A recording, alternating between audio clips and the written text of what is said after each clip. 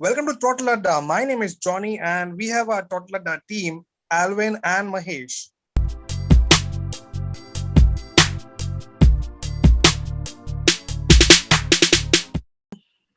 In today's race, we saw that Petronas Yamaha team, a bad start for both Rossi and Morbidelli.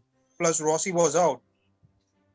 First thing is we need to consider that they are riding the old bikes. I think not the latest version or update of the bikes. I'm not so sure, but I think it's the old bikes because of the way it is like running on that circuit. It doesn't seem new by any angle. So that's one thing, and it seems like it's the end of Rossi. You never know. Like there are news of he being moving to Ducati next year, but I'm not sure what will happen there. Yeah, Yeah. I'm definitely sure that Ducati is not going to take those chances of taking Rossi again, because Rossi has never been so successful on Ducati. Talking about Rossi, I recently read that they are working on some the suit aerodynamics. So they showed some photographs where they are trying to improve the bike through aerodynamics of the suit as well. But you can say that there is no luck for Petronas, in this season. So let's go ahead and talk about the people who are doing good. Yeah, Yeah. but I would like to add on to this point. Like as you said, like they are making some changes to the suit itself. Look, whenever the rider is riding the bike, he's completely submerged into the bike by the front fairing and everything.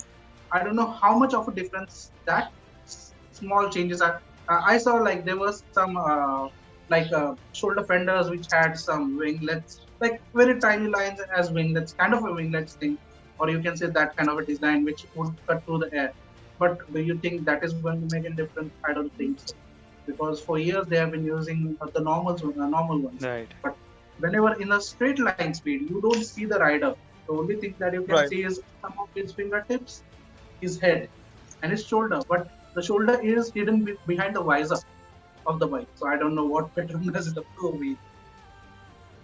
While talking about the suit, Fabio zipped down, chest pad out, no protection to chest, tires were done too.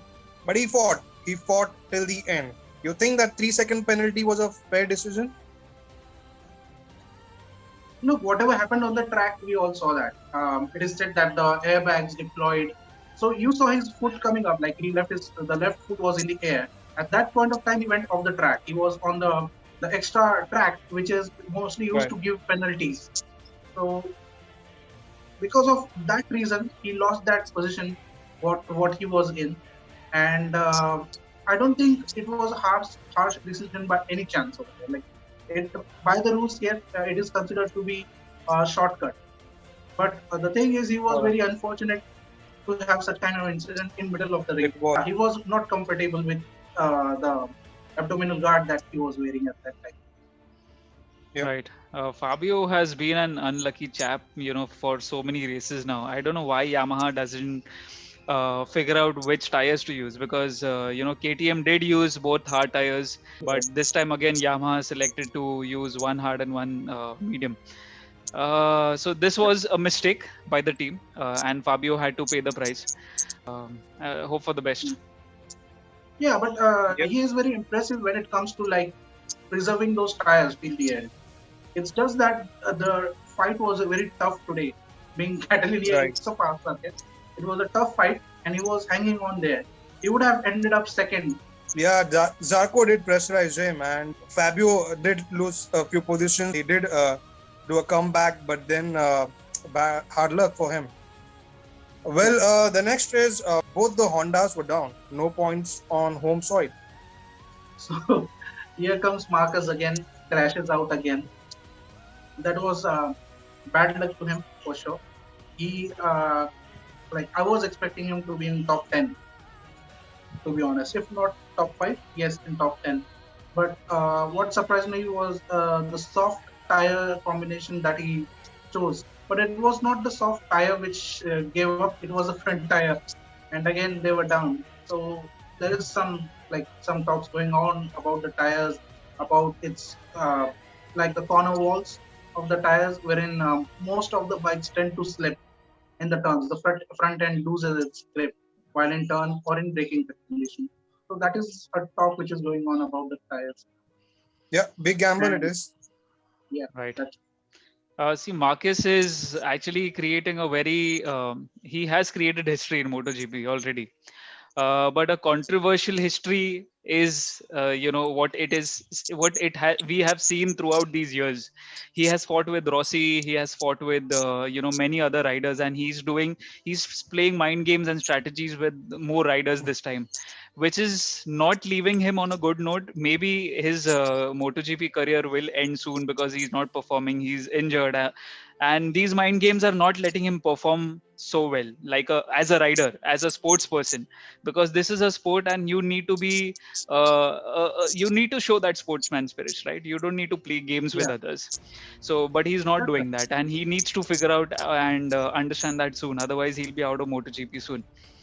Yeah, it is something that Zarco also said that was the dark side of MotoGP. In the last interview that he had, it was a dark there is no rule that bars markers to follow any rider within the limits. He's like in the limits. He's not trying to. He's just chasing. He's not trying to overtake him. So by doing the wind draft, that is the split stream, what they say, he's trying to improve his timings. But at the same time, he's also gathering a lot of criticism for what he is doing.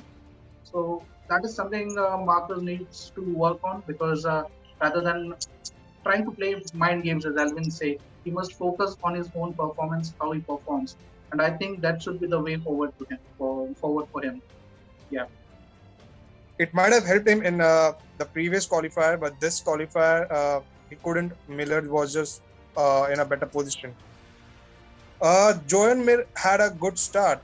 Did tire selection cost him podium?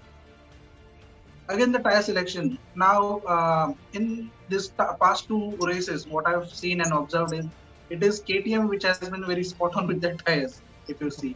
Now, at the first remainder of the race, if you see, it's the Ducatis, the Suzukis, the Yamahas, like going crazy on the track. And Right. then once you're the race is half finished, that's the time you see KTM and other riders emerging and improving the position, where each other, the lead group, somehow their performance drops. So yes, tire selection is very crucial for every race. So yeah, Agreed. I do think, yeah, that can be a crucial factor. Not can be, it is a crucial factor. It is.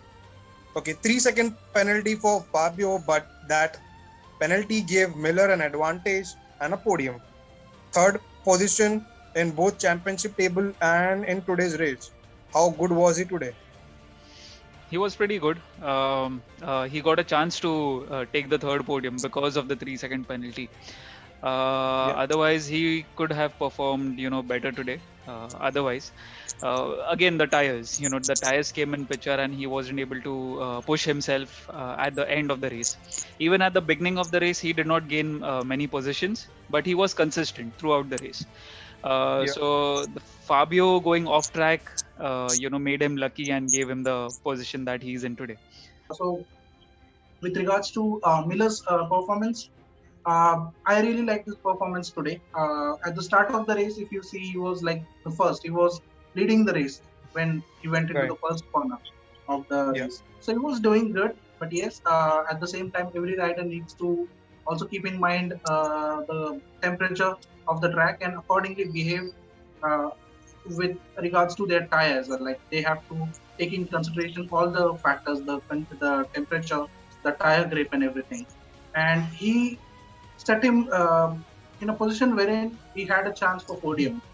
If you for the entire race, he was in a position wherein his chances were bright for the podium finish. Right. Agreed. Zarco scored century, second on both championship table and today's race. Saved tires and then charged late in the race. Was that a smart ride? It definitely was, because he showed brilliance today. He didn't push himself so much, but when it was time to understand how others riders are performing at the later point in the race, he did take one by one, every rider, and then he did gain positions, and that's how he got onto the second position today. So he's anyways a brilliant rider, and today he showed the smartness as well. Yeah, I do agree with Alvin. He is like really good. This rider has been improving, and he has been there in the top 5 or top 10 ratings every time. So yes, he's very talented, and I think that strategy is something really good. If you are spot on with your tires, then the rest of the strategy falls in place. Agreed. Well, I thought it was one off, but this Portugal boy proved his game on. He was flying today. Tire selection was perfect too. What's your take? Amazing rider. So he has been in everyone's radar since for some time now. But since last race, he has been showing a different level of skills altogether. Even KTM, we should be very much giving credit to KTM as a team. Also, they have been tuning, they have been setting up the KTM in such a way where it's taking on Yamaha and Ducati, even the factory Ducati and Pramac, both. So today we saw in straight lines KTM was as equally good as Ducati, and Right. even the Ducati couldn't overtake Miguel Oliveira. So that's how the improvement has been, and I hope KTM keeps on improving and takes the championship. Not this year, maybe next year. If you ask me, I would say gone are the days wherein it was just the Hondas and Ducatis, Yamahas, which were into the constructors' championship race. Now comes the Suzuki, Aprilia, and KTM as well. So this has been exciting year for sure, because it's not just that we are looking at Yamaha and Ducatis fighting it hard. It's the Aprilias and the KTM and the Suzuki also coming in picture. One more player Right. would have been like really great. That would be Kawasaki, but they are not there. But yes, nonetheless, yes, KTM is doing really good, and yeah, why won't they be like, because the test rider of KTM is Danny Pedrosa, the gentleman on the track, you can say. So yeah, that Danny Pedrosa was one hell of a rider. He was not that aggressive, but very technical while riding the bike, and he was a very good racer for Honda. So he used to race for Repsol Honda first. Danny Pedrosa has now donned the cap of a test rider for KTM, and the results are in front of you. They are improving, and Right. they have got the right tuning, right feel, and right tire selection. And that you can see that in the way the riders ride the bike. The moment the rider feels the bike is really good, when he starts feeling himself very comfortable and very confident, that is the time he progresses, and the result is there in front of you. Oliveira made the dream come true for KTM for this season. So yes, Yeah. Danny Pedrosa has a big contribution in this one, as well as kudos to the engineer of KTM who have been doing and trying their best. Right. So while talking about KTM, Remy Gardner promoted to MotoGP for 2022. What a good news! Yeah, Right. it would be a big breakthrough for Remy Gardner to race for MotoGP KTM factory. So yes. All right, guys, this is the end of the session. We'll see you next time in the next race. As always, stay safe, ride safe. And yes, controlled aggression is something that you must remember. And don't forget to like, share, and subscribe, and hit the bell button for our next updates. Bye, guys. Take care, guys. Bye.